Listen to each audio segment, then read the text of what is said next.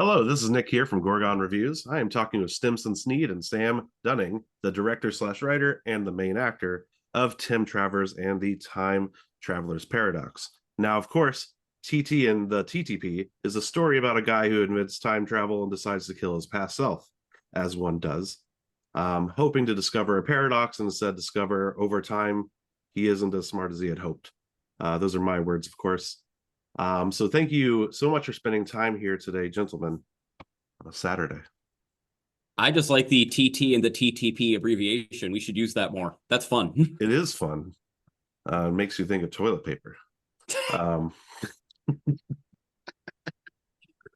my first two questions should be pretty easygoing. They're for both of you. First up, what's the first movie you remember seeing in theaters? Oh. For me, the oldest one I can remember seeing in theaters is probably Teenage Mutant Ninja Turtles 2: Secret of the Ooze. With Vanilla Ice. Yeah. For the record, great song. I don't know why people make fun of it. It's an earworm. Go Ninja. God, that's a tough one. I feel like my ability to remember that kind of stuff as a kid is really terrible. I mean, like, I'm literally going through things going like, I do recall seeing that as a kid, but was it big or not? I feel like it had to be some sort of like, there's definitely something before this, but definitely like a maybe Star Wars Episode 1 or something like that is the first thing coming to mind, just because that was such an event. But like, yeah, I can't off the top of my head remember anything earlier than that. That's why the question is the first one you remember seeing. Also, Episode 1, you would have been like 10 at the time. You must have seen a movie before then. That's what I'm saying. I have 1,000,000%, but I just can't remember the actual act of going to the theater for it. The weird thing is that early age, like, it all sort of blends in your mind. Like, I know I had already seen the first Ninja Turtles, but that came out in like 87 or something, so I would have been 2, so I definitely didn't see it in theaters. But like mental osmosis, because I loved Turtles so much as a kid, my brain imagines I must have seen it, even though I didn't. But I do think I saw Secret of the Ooze in theaters. Random follow-up. Did you get to see it was released on VHS, the Ninja Turtles like concert movie that they did around that time as well? Thank God, no. I am aware that it's a thing that existed, but it became a thing right at the age that I discovered that there was this thing called embarrassment and shame. And I think that kicked in right around the time that Splinter was singing Skipping Stones. For this next one, you can't answer this movie, which I don't think you would, but what's your favorite movie that has time travel in it? T2, Terminator 2. He said he would be back, and he was back. Yeah, yeah, I promise fulfilled. I'm just gonna say it just because, again, it's on top of my dome. Time Bandits. Nice. Oh God, yeah. I got the Criterion collection of that downstairs. That is such a good movie. As do I, my friend. As do I. But Both is yours of them downstairs? Is mine the what? That was you. Is mine the what edition? The Steelbook. No. Oh. You got to splurge for the fancy physical. Defend physical media. Come on. I'm an actor. I don't have any money. What are you talking about? And before I get into specifics, you two aren't like lifelong besties, right? Actually, no. We only just met. Frankly, we can't stand each other. Good. Perfect. Yeah. All right. So great at working together, terrible at being people around one another. Absolutely. Couldn't stand every second. I definitely don't secretly adore this man. Stimson, you have directed and wrote a few shorts before this feature film. What got you into the movie biz, as they say? I don't think I ever wasn't in the movie biz. It's all I wanted to do as a kid. I immediately went to college to study film, which, while the education was great, totally unnecessary to actually, getting into the career whatsoever. So not a good financial investment, but good life experience. And then I was moved to LA immediately after college, worked on web series, did every conceivable job you could do on a film set. The only thing I ever wanted to do is direct. So whenever I could, I did shorts. And I tried to make them bigger and bigger. And as I got more financially well off and more fiscally successful in the other stuff I was doing, I tried to just keep one-upping myself with the shorts, production value-wise. So when I did the Tim Travers short, that was the biggest thing I'd done. And it was exciting to make that be the first feature with a real budget behind it. I did know I never wanted to be the shoot a feature on an iPhone guy. It's like also just because I don't know how to write two characters having a conversation in a room in an apartment. I don't know how to do it. There's great storytelling that's done that way, just not by me.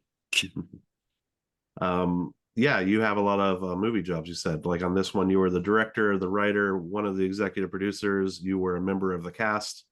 Yeah. This is clearly your baby. So this is a question for this and the short, I guess. But like, what gave you the idea for the film, and why did you know you wanted this to be the one that is a feature length? It's a kind of a long story, and poor Sam has heard some version of this story at least a dozen times. I was getting ready to gear up to do a completely different feature that I've been working on and massaging for a long time, that I really wanted that to be my feature. But I'd never done a production of that scale with a full professional movie studio behind me. And I didn't want to do that as the most inexperienced person on set. So I decided we would do a short with this studio, but we would treat it like a feature. And because the short was just for shits and giggles, I was going to do something that was as weird as I could possibly get away with, that was as shamelessly self-indulgent. And that was the Tim Travers short, which was inspired by me watching another time travel indie film at a festival and hating it and wanting to do my own thing with time. Like, because I didn't really want to mimic anybody else's style of thing. I didn't want to do my take of Back to the Future or something like that. I had my own very specific ideas I wanted to explore in time travel that might not have a lot of market appeal. So this project that was mostly just to teach myself how to work with the studio was a perfect excuse to take this script for Tim Travers that I really loved and just go for broke. And by dumb luck, I met Sam right around that time, instantly knew he would be perfect in this character. I've never even bothered auditioning him. I just called him out of the blue and said, hey, here's a script where you get to do every single character. You in? He seemed mostly on board. Yep. The short did really well on the festival circuit, much better than we were expecting, given that it was always kind of intended as a vanity. There was no real long-term goal for it. And then when the budget fell through on the feature I'd been planning to do, I had to scramble because we still had the window in the calendar. We still had the crew. We still had some of the money. So it's like, what could we do for less money? And I called up Sam and asked how he would feel about doing the short as a feature. And if we did, what were the things that we would want to explore? And 3 months later, we rolled camera. It was flying by the seat of our pants. Yep. So Sam, you said at some point you both met and he basically wrote the lead for you. But how did you all meet to get involved into the project, I guess? So I'm a filmmaker as well, and I actually was just finishing up my festival run with a short horror comedy that I had made and put myself in called Rick and Ruby. And we just happened to be as part of the same shorts block at this little rinky-dink festival that I don't think even exists anymore. And it was just before COVID shut everything down, and yeah, so we screened as part of the same block, and we're part of the Literally same. weeks before COVID shut us down. Weeks. Yeah, and then did a Q&A afterwards, and Stimson enjoyed the cut of my jib and liked my self-directed performance in my own movie, which I think it's kind of funny to look at that performance in contrast to Tim. And actually, there's not a lot of contrast there. They're pretty similar energies. Yeah, and so that's basically then over that summer, Stimson got a hold of my contact information through the festival and was like, "Hey, if you, as you just said, if you want this, it's yours." And I was like, "Yeah, I'm an actor, so I want everything to be about me. So one-man show sounds great." And the interesting thing was I didn't write it for him. Like, it was already written. I had actually written it for myself, and then I immediately came to my senses and realized I couldn't do this character, so I shelved it. Like, it was a project that was already kind of on the shelf and forgotten about until I met Sam. And then it was like, oh shit, yeah, there he is. That's Tim. Sam, you do have a lot of stuff coming up, and so congrats on keeping busy. Thank you. I just want to point out one of the titles is called Garbage Bag of Broken Bottles. And this isn't a question. I just needed to say it somewhere because it's an awesome title. So that's enough reason for people to probably watch that one. Hopefully it's not Yeah, about... and I'm sorry. I'm I want to very hear the pitch for this. I can't even pitch that one because I read the script and I was like, this is absolutely insane. And I'm not a lead in it. I'm a supporting character. But we shot that a few years ago, so I'm actually curious what the director's even doing with it at this point. I think my movie's going to be out before his. Your movie? One that you Yeah, directed? I just directed my first feature film last summer, and that will be we're deep in post-production right now, so it'll probably be done by sometime middle of this summer, and then aiming for a festival premiere probably early 2025. And it's a mockumentary comedy called Canoe Dig It that I wrote and directed. Yeah, that's the reaction I wanted. Yeah, I wrote, directed, and I'm also in it. It's an ensemble cast, and it's a mockumentary following a very best in show-esque group of competitors as they travel up to a fictional freestyle canoeing competition in northern Maine. Freestyle canoeing competition. Yep, and That so freestyle it isn't a canoeing thing. is a real Oh, thing. okay. I highly recommend everybody to just punch that into YouTube and just click on the first video that comes up, and it'll tell you everything you need to know. We'll see you on the other side of the rabbit hole. Mm-hmm. Stimson, you have roots in Washington. You went to college here, and this movie is premiering at SIFF as a Seattle premiere only. What's up with that? It's also the Washington premiere. It's the first time it's screened in Washington State outside of invite-only test screenings, which it was a very different creature back at its earlier test screenings over in Spokane. So SIFF is a great Washington festival. It's the best festival in Washington. It's one of the best festivals in the country. And we knew even as we were filming it that we wanted our Washington premiere to be SIFF. It's a chance to invite a lot of local folks, a lot of family, and because this is a quintessentially Washington film. With the exception of Sam and our celebrities, every single person in this team was a Washington team member. So Some of the celebrities.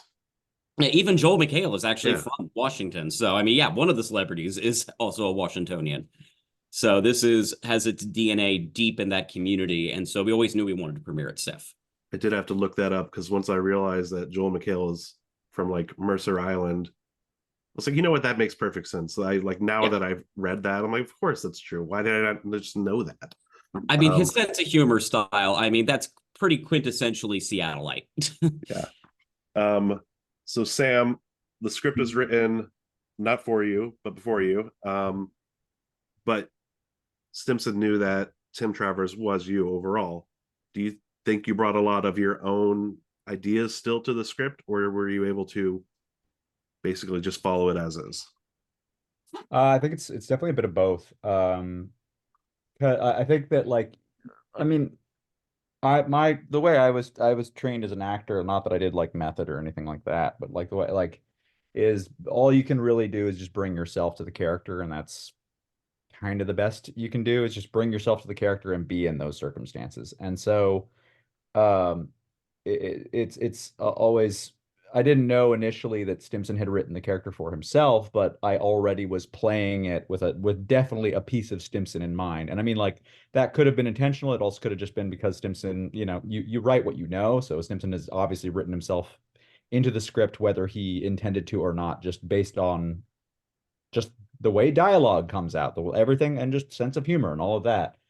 And then as far as bringing myself to the whole thing, I mean, it's just like I've a few of my friends have seen little snippets of the film here and there, and they've told me, and I think it's something I didn't even consider. They were like, "We're really excited to see it, just to see all your stupid little mannerisms happening," but like tenfold, because they were like, "We've seen enough of the trailer and stuff." Where I'm like, "Oh yeah, you're doing that thing with your face you always do." So I don't know. I don't know. That's kind of been I see the most through of myself in there, just through all the little the way I'm saying things and the again, just the weird little mannerisms I'm bringing to any given moment that more often than not, I don't even know I'm doing.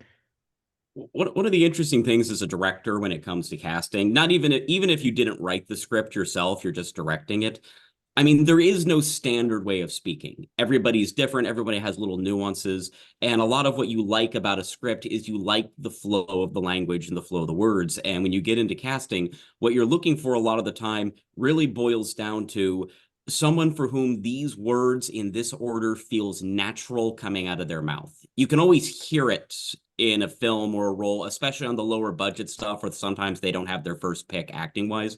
When an actor isn't a perfect match for their dialogue, you can always kind of feel a little bit that this isn't how this person would normally choose to speak.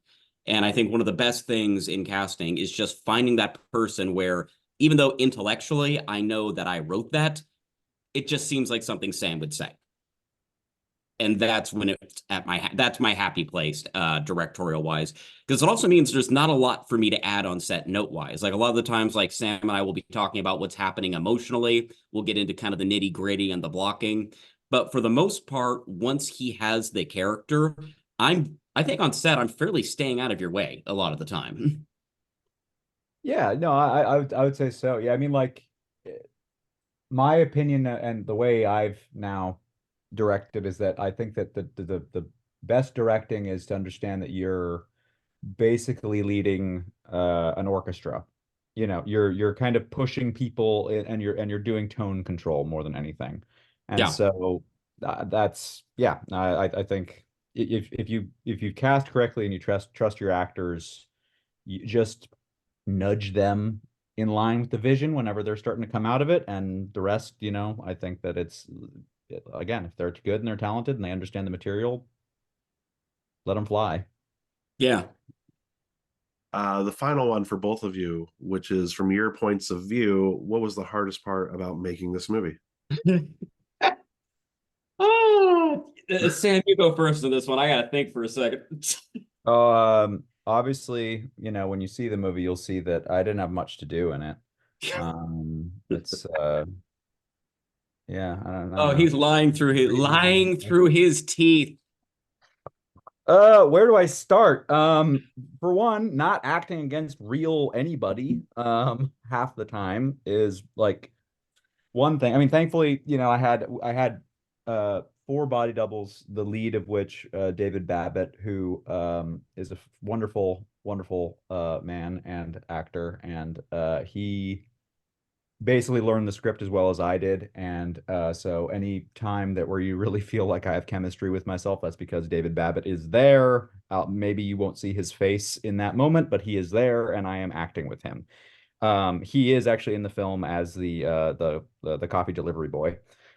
So we got his face on screen, thankfully. But I mean, that's just, you know, that was just one piece of it, is just the not being able to act against anybody half the time is utterly insane. Obviously the sheer amount of dialogue and then trying to remember which Tim I am at any given minute was not something I could shoulder on my own. It was something that Stimson and I had to be two halves of the same brain about, with another third to our script supervisor, Justin, who was also just like going, wait, I think it's this one. No, wait.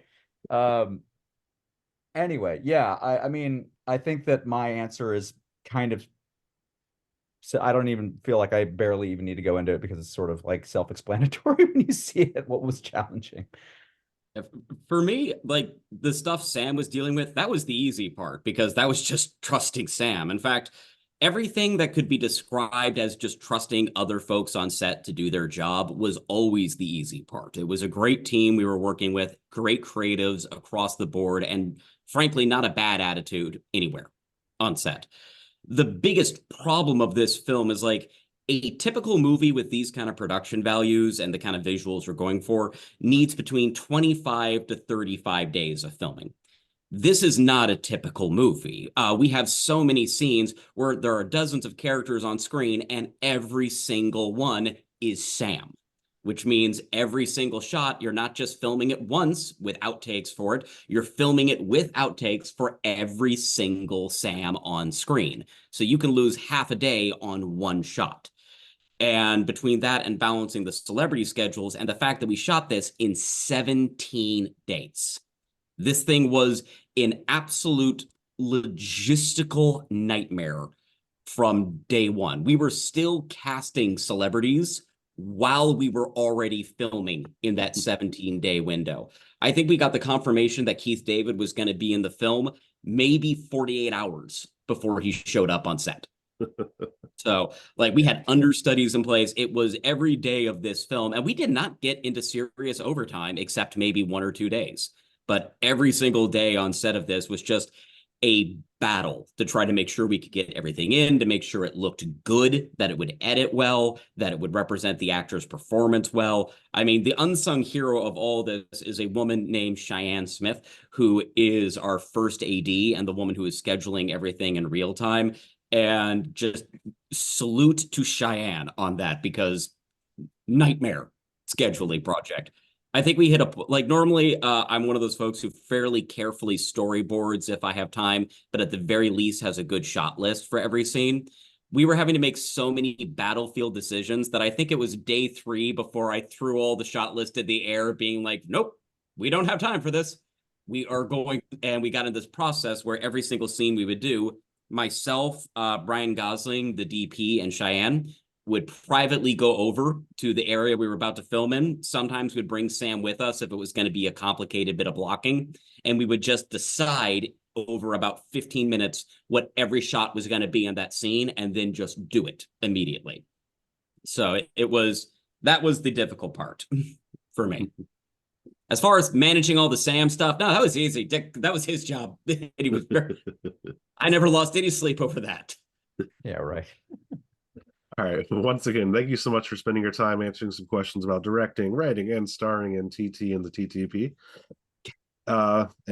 Even though Stimson has its roots in Washington, it's having just its Washington premiere at the 50th ever Seattle International Film Festival this year.